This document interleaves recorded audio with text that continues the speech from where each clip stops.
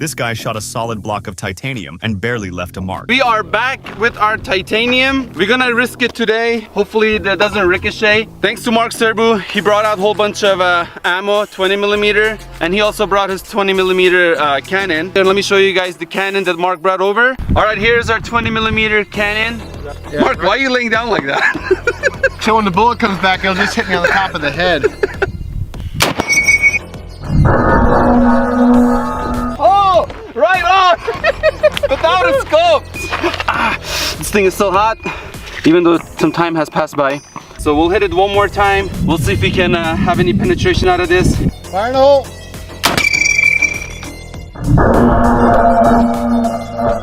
This is crazy. Between 30 to 35 yards, that's how far it threw this plate off. Not bad of a hit. Wow, even with those 20mm rounds, we get about a 1/2 inch deep.